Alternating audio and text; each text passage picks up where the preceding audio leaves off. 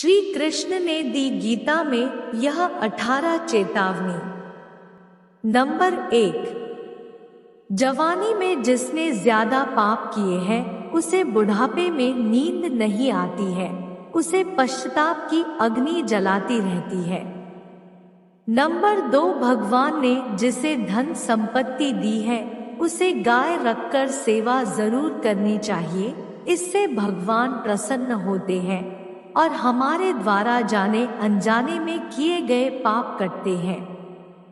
Number 3, जुआ, मंदिरापान, परस्त्री गमन, हिंसा, असत्य, मद, आसक्ति और निर्दयता, इन सब में कलयुग का वास है, इसलिए इनका एक और नाम है घोर पाप। नंबर 4, अधिकारी शिष्य यानी जो ज्ञान प्राप्त करने के लिए परिश्रम करते हैं उन्हें सद्गुरु अवश्य मिलता है।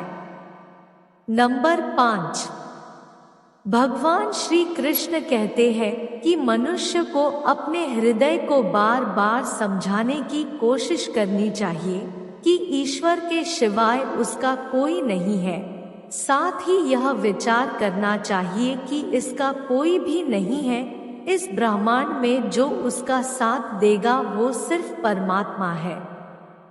नंबर 6, भोग में क्षणिक सुख प्राप्त होता है, साथ ही त्याग में स्थायी। नंबर 7, श्री कृष्ण कहते हैं कि सत्संग ईश्वर की कृपा से मिलता है, परंतु कुसंगति के पड़ना मनुष्य के अपने ही विचारों के कारण होता है। नंबर 8, लोभ और मोह माया पाप के माता पिता कहे जाते हैं। नंबर 9, श्री कृष्ण कहते हैं कि स्त्री का धर्म है कि रोज सुबह तुलसी और माता पार्वती का पूजन करे, इससे उनकी सुख समृद्धि हमेशा बनी रहती है। नंबर 10, मनुष्य को हमेशा अपने मन और बुद्धि पर विश्वास नहीं करना चाहिए, क्योंकि ये बार बार मनुष्य को दगा देते हैं। खुद को निर्दोष मानना बड़ा गुनाह साबित होता है। नंबर 11, पति पत्नी पवित्र रिश्ता बनाए रखने से भगवान पुत्र के रूप में उन्हें घर आने की इच्छा रखते हैं। नंबर 12, भगवान इन सभी कसौटियों पर जांच परख कर मनुष्य को अपनाते हैं, इसलिए मन में कभी भी गलत विचार नहीं रखने चाहिए, सबके साथ सदैव प्रेम भाव से रहना चाहिए। नंबर 13, सुख एवं दुख मनुष्य के भीतर ही निवास करते हैं, परंतु मनुष्य उसे घर में, स्त्री में, पुत्र में और संपत्ति में बाहरी सुख प्राप्ति के लिए ढूंढ रहा है। नंबर 14, भगवान श्री कृष्ण कहते हैं कि उपासना केवल शरीर से ही नहीं मन से भी करनी चाहिए, ईश्वर का वंदन उन्हें प्रेम बंधन में बांधता है। नंबर 15, मनुष्य की वासना ही उसके पुनर्जन्म का कारण होती है।